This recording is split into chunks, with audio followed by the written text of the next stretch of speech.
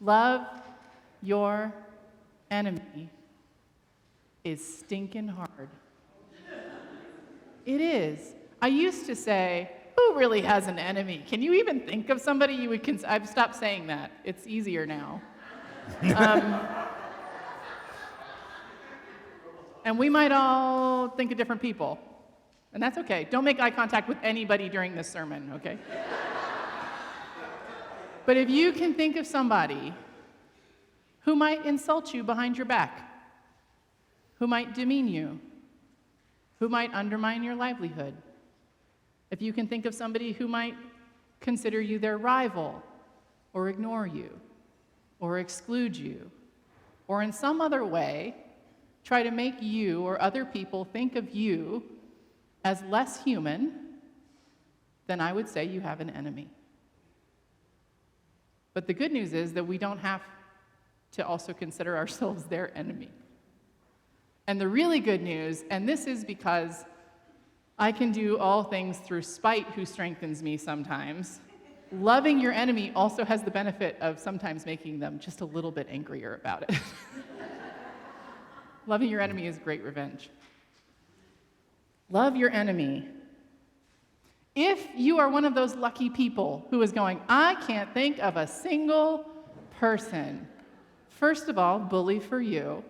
Second of all, sometimes the call is coming from inside the house. Do you know what I mean? Sometimes the devil's inside the building, is what I'm saying. Sometimes there are things about ourselves or in ourselves that try to undermine, insult, or dehumanize us. There are things that got put there along the way by systems or by people who weren't perfectly loving all the time. Things that tell you you're not good enough, you're not enough, or if you're like me, you're a little too much. Kris, scale it back. Those things, those little voices. You might even know whose voice it's in. Can you love that enemy too? Can you have grace for yourself? Gosh, all right. Well, Jesus, tell us what else you'd like on the menu. Let's see. Love our enemy, love ourselves. This is pretty difficult stuff. It's also not like we have a lot of public opportunities to do this, right? It's not like, Kris, we have brought you and your enemy here today, and Colo 8, and we'd like you to show us what it looks like to love your enemy. I have a favorite TV show. Has anybody seen Ted Lasso? Okay, if you haven't seen Ted Lasso, I'm gonna love you. But you're not my enemy. If you are somebody who gets annoyed by people playing movie clips during sermons, you have to love me anyway. But I am gonna play a clip from Ted Lasso. Ted Lasso is a TV show that for some reason my British in-laws don't love, about an American football coach who saves England. Oh. I'm just kidding. An American football coach who, for reasons best understood by himself, decides to cross the pond and coach a Premier League soccer team, and I'm calling it soccer because we're in the United States. Ben's listening from the other room. Okay. Premier League soccer team, Richmond Greyhounds. He doesn't know anything about soccer, and he's going to coach the highest league in the UK. Okay, so already we have a premise. Next up, he's from Nebraska, so that makes it more interesting. And thirdly, he doesn't think that not knowing the rules of soccer is going to hurt his ability to coach his team. It's a fabulous show. It is funny and heartwarming, and if you can't afford therapy, it's a pretty good substitute. Because he believes that his job as a coach is to make every person at every level of the organization the best version of themselves. From the owner, who we could describe as a bit prickly, all the way down to the kit man who's in charge of washing people's socks and who gets bullied by the members of the team. All the way across the organization, his job is to make every single person the best version of themselves. And he does that by showing them compassion and understanding and helping them understand grace and self-forgiveness, and that even when other people hurt you, you have other ways of finding your own validation. He does it through self-deprecating humor and corny wisdom, because he's from Nebraska. I love Ted Lasso. In the first and second season, he spends time investing in all these different people in the organization, and it really starts to take a turn. And one of the people he invests in is the kit man, Nathan Shelley. And Nathan Shelley is this guy who's been totally overlooked, but Ted lifts him up. He sees what is good in Nathan, and he makes him an assistant coach. But over time, Nathan's resentment begins to grow. And so he ends up leaving Richmond and becoming the head coach of their rival team, West Ham. Boo. There we go. Okay. Nathan Shelley has gone to West Ham. It's the beginning of the third season of the show, which is the last season of the show. And they're saying, who's gonna do well this year? Is Richmond gonna do well? Is West Ham gonna do well? And they're interviewing all the coaches. And the press interviews Nathan Shelley. And they say, how do you think Richmond's going to do this year without you? And he says, they'll finish 20th, which is bottom of the table. And they said, why do you think they're going to finish 20th? And he says, because there is no 21st. Sick burn! Okay, Nathan Shelley gets them good. And Richmond is reeling, because this is the guy they've known and loved. And he's insulting them and trying to hurt them. And so Ted Lasso, this bumbling guy from Nebraska, gets called into the owner's office, and she says, you got to take him down. You have a press conference this afternoon. You need to hit him back. You need to hit him hard. You need to make him a laughingstock. And this is what Ted does.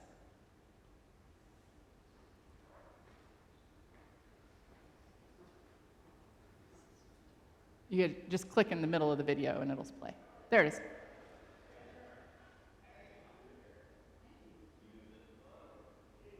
Can we turn it up a little?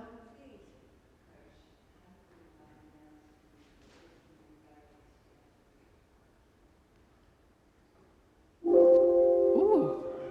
Is the auxiliary 5 unmuted? It is, and it's up, the volume's up.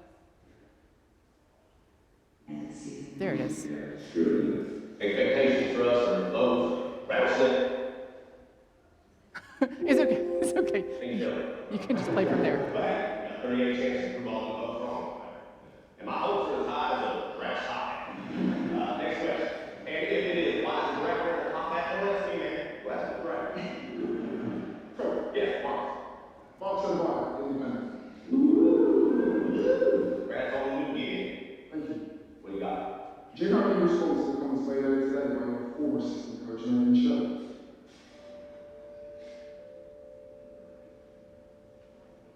Yes, I do. Yeah. I thought it was hilarious. I mean, he came and got it, didn't he? No doubt about that. Hey, but that thing's great for him. You know, he's the same way on the pitch. He'll find a tiniest little weakness in the team and just want to attack it. You know? I mean, he's a junkyard dog. And smart. A real lucky to have him in West Ham. I wish him the best of luck.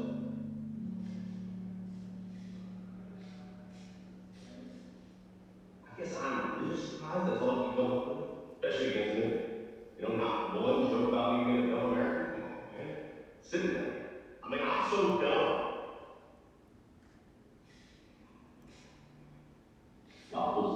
How dumb are you? Very. Why? Well, I'm just a classic joke structure. Give me a shot. I mean, I'm so dumb. What? How dumb are you? Well, I'm so dumb that the first time I heard y'all talking about Yorkshire, what the hell fancy word y'all had in dog food? Yeah. I mean, I'm so dumb. How it is. Yeah. Well, whenever I text someone over here about money, I still spell pounds LBS. Look, man, I'm not a great coach. Probably ain't. You know, I've been doing this sport now for 3 years, and I still get chucked every time someone talks about handball violations. And not no crack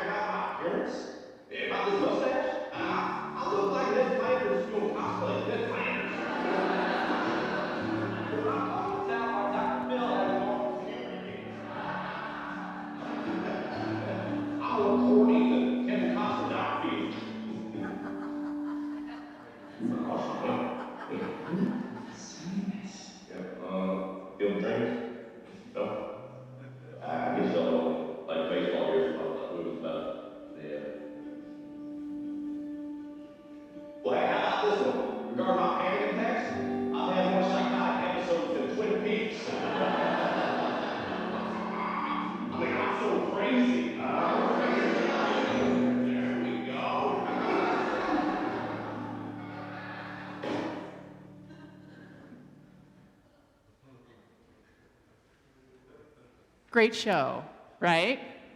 So if you haven't seen Ted Lasso, there is some naughty language if you're sensitive to that. Watch out, but it's fabulous. Because this guy, they cannot break him. He has vulnerabilities, but they don't change who he is. He's not going to attack somebody that he's decided is part of the team, even though he's got a lot of pressure to do that. Instead, he uses humor, and he doesn't take aim at anybody else. He takes aim at himself. He uses his vulnerability to flip the script on the story. Do you think the story was about Nate Shelley that day? I think it was about Ted Lasso. It's kind of brilliant. We don't all get to be football coaches or soccer coaches, having press conferences and showing what this looks like in public. In Jesus' context, there was a clear enemy. They were under an oppressive imperialist state that used violence and control to keep everybody in their place. But what was the tool that they could use to flip the script? What did they have, these followers of Jesus, this ragtag band of outcasts and weirdos? What could they possibly use to defeat the Roman Empire? Anybody got any ideas? Yeah, or I would even say vulnerability. They used love and vulnerability to flip the script. And so I love, and John pointed this out last week in his sermon, that Jesus is giving them a picture of what this looks like, that you only really understand when you live it. But he makes sure, as he's starting the sermon, that he catches the eyes of his disciples among the crowd. Like, I'm talking to you. This is your job. Pay attention. Love your enemies. Because one of the things that imperialist states like to do is to get the people that they are trying to control fighting amongst themselves. If you can get the factions fighting amongst themselves, how much energy do they have to take you on? Nothing. I mean, I don't know if you guys can think of a situation where a country is so divided that they think everybody on the other side of the political spectrum is their enemy. I mean, I don't know if that comes to your mind at all, but it came to my mind. A couple examples. The problem is we also already know how to fix it. We just have to choose to do it. And that's been the hard part, it seems. We know what we need to do. But gosh, it's really hard. It is really hard. And so if you are a person who likes fancy phrases like me, this one is for you. Non-retributive initiation. What does that mean? Non-retributive, don't seek revenge. Initiative, action. Not passive, not just slap me in the face and I'll walk away. Slap me in the face and I'm going to respond to let you know that I can keep taking it. Take my coat and I'm going to give you my shirt too. Non-retributive initiative means not just taking it on the chin and laying down like a doormat. It means taking creative, positive action for the goodwill of everybody. Shall we use the civil rights movement as an example? Have we worn that one out yet? Let's do this. Martin Luther King Jr. said that the civil rights movement was to save the black man's life and the white man's soul. It wasn't just to help one group of people. It was to help everybody. There's something about bullying that destroys a part of our soul. We want everybody to live in harmony. If it's not good news for everybody, it's not good news. So, taking non-retributive initiative means knowing who we are as children of God, so when our enemy comes, we know that we don't actually need them to like us. And P.S., we don't need to like them. Liking and loving are two different things. Right? Repeat after me. Liking and loving. Two different things. Yes. You can love your enemy without particularly wanting to hang out with them. You know what I'm saying? Okay. Love is a creative action that you take for the goodwill of everybody. It means that we can choose to be generous and gracious because our identity is as children of God, and God is generous and gracious. That's who we are. We have to live in line with that and not in line with... Do y'all ever run into this problem? Sometimes somebody says something to me and I have the perfect comeback. Boom, right there. And sometimes somebody says something to me and 3 days later in the shower, I have the perfect comeback. Boom. And I don't honestly know which one is worse. Because the temptation when you know what you want to say it is sometimes a little harder to fight than just feeling proud of yourself for coming up with something funny later. Our identity is as children of God, people who are loving and gracious and forgiving and who take initiative to make the world the family of God. Brothers and sisters, we don't all have to like, but we do all have to love. Grace is not a scarce resource. So how do we do this? Let's go back to the Reverend Dr. Martin Luther King Jr. He said there's 3 ways that you love your enemy, and they might surprise you. The first one is you have to look at yourself. Some people are not going to like you because they're not going to like you. Some people are not going to like you because you're too tall or you're too short or they don't like the color of your hair or the way you walk or the way you talk. Some people are not going to like you for stupid reasons. You can't change that. But some people are not going to like you for good reasons. Hold on to your britches.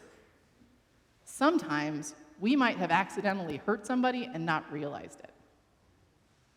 So when we're talking about loving our enemy, the first thing we have to think about is, did I actually do something that caused harm? Can I be self-reflective?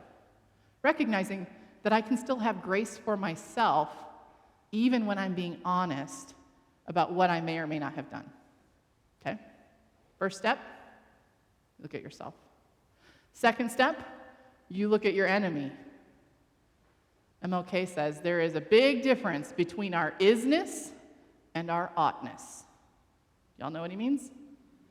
Who you is and who you ought to be are sometimes not exactly the same person. Can we be honest about that? And that is also true of our enemy. But it doesn't mean that if we've made mistakes or we've done something wrong, that we're all bad. And it doesn't mean that if we're generally good, we don't make mistakes or sometimes choose the wrong thing. So when we look at our enemy, we can't be like, that person is pure evil. Even if that thought occurs to us sometimes in our more honest moments. Instead, we say, even in that person, there is something good. And I'm going to practice finding it. And it's practice, like building muscle. You have to work at it sometimes. I'm going to look at that person, and I'm going to choose to look for something good. And the more you practice something, does it get easier or harder? It does get easier. I'm sorry to say, I had a friend the other day who said, I'm sorry to say it, guys, I went off sugar, and I actually do feel better. Don't tell me that. Practicing seeing good in your enemy does actually get easier. It does get better. But we have to choose to practice. So the first step is we look at. Second step is we look at. The third step is when you are given the opportunity to destroy them, you don't take it. That's it. Now, it might not be in a press conference. It might be in a committee meeting. It might be in a classroom. It might be in social media.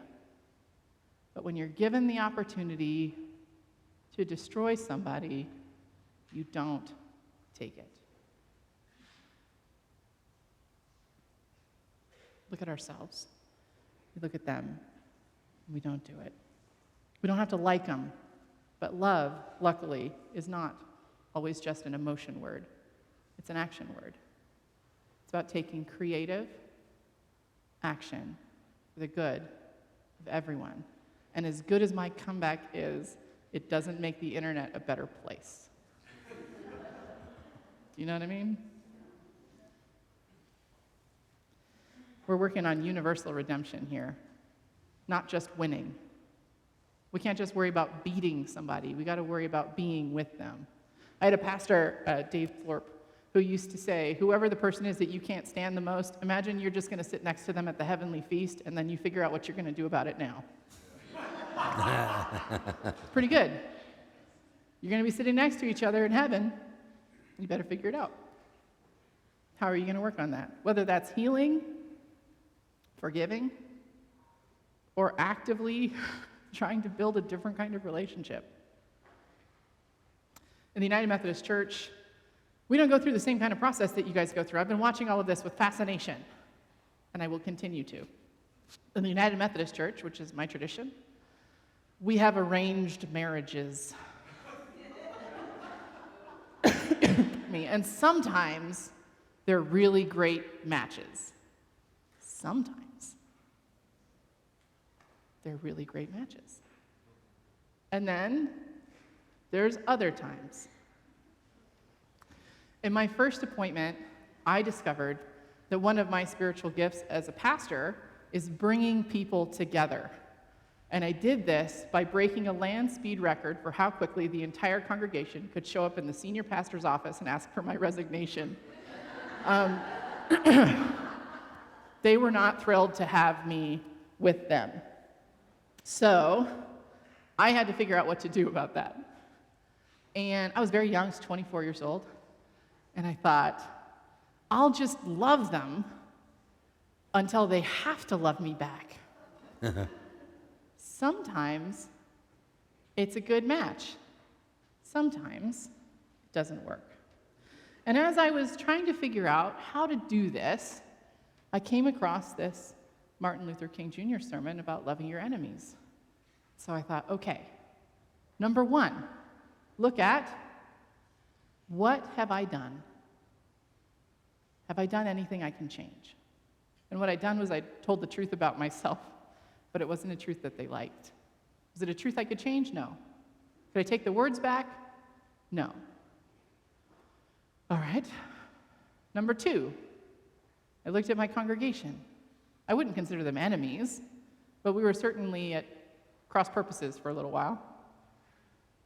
What can I pick out that's really good about this congregation? And the thing that was really good about this congregation, among many other things, was that they were incredibly generous, and hospitality was their core value. They wanted to make sure everybody was comfortable. They were willing to exclude me from everybody for a little while, but they wanted to make sure everybody was comfortable. And so number three was, how do I take creative action here? So I started doing this thing where I'd go into the fellowship hall, and everybody would sort of look away from me. Nobody really wanted to talk to me. And so I would find an empty chair, and I would go and I would crouch down next to the empty chair and start a conversation with whoever was sitting next to the empty chair. And without thinking about it, they would see a person crouching and they'd go, "Oh, sit." And then it was like they would freeze and realize what they'd done. Oh, no. And I would say, "Oh, thank you." And I would sit down, and everybody else at the table would start like glaring at them, like when they thought I wasn't looking. "What did you just do?" And I would sit, and I would listen, and I would talk to them. And after a while, they realized that I probably wasn't going to poison their tea. After a while, it got a little better. It took a few months, I might say several months, of crouching next to empty chairs before they figured out what I was doing. And by then, it didn't matter. I wouldn't have considered a congregation my enemy, but there was this tension, right? And there was also a way out. but it required creativity and being willing to see the best in each other instead of just attacking the worst. You know what I mean? We have to remember who we are and whose we are. We are the children of a generous and gracious God who makes it rain on the good and the wicked alike. And we can choose to be like that too. It's not easy, but if we're very lucky, sometimes it also annoys our enemy. Amen?